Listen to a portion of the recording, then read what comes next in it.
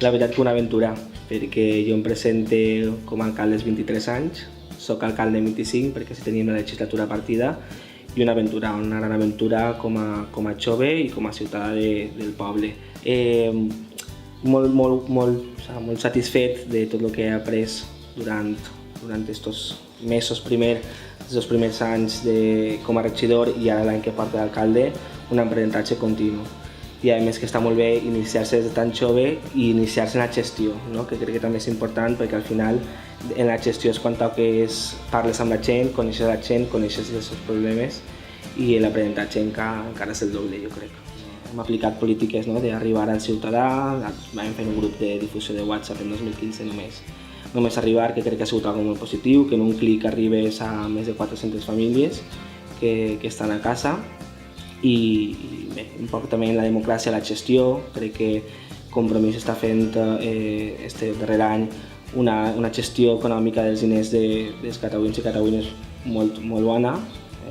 Puc ficar l'exemple de la piscina municipal, que van revertir la gestió a lo públic i la veritat que va ser cost zero l'any passat per al pressupost municipal perquè vam recaudar en els abonaments mensuals i temporals, vam pagar les nòmines dels empleats i el material que necessitàvem.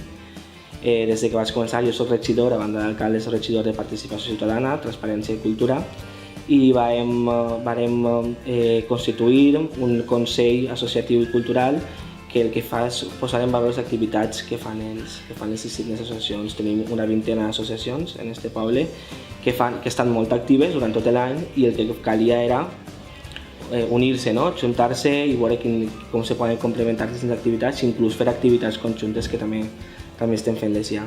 A més, ara tenim un projecte que esperem que la Diputació ens subvencione, que és un pla d'enfortiment del teixit associatiu que està des de la formació de les juntes directives, una fira per donar a conèixer el que fan, per a captar socis nous, etc.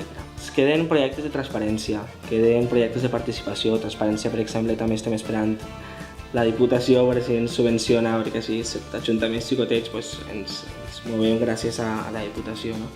Un projecte de transparència que, este sí que està subvencionat, estem implantant-lo ara, que és la transparència total de l'àrea econòmica de l'Ajuntament. Els veïns i les veïnes podran veure diàriament qualsevol pagament que se fa a les intervencions de l'Ajuntament.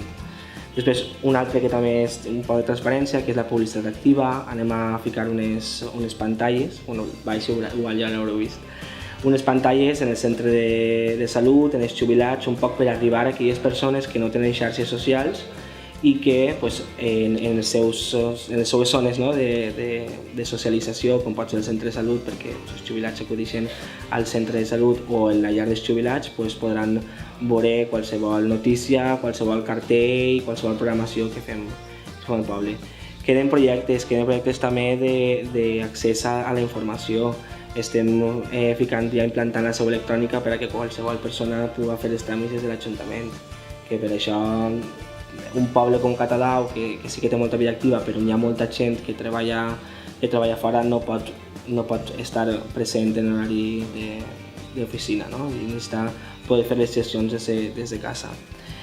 I queden millorar serveis. Jo estic segur que d'ací a allà encara anirem gestionant millor els diners dels catawins i catawines. Al final l'alcalde t'ha votat, l'electorat que t'ha votat, al final eres alcalde i eres alcalde de totes les persones.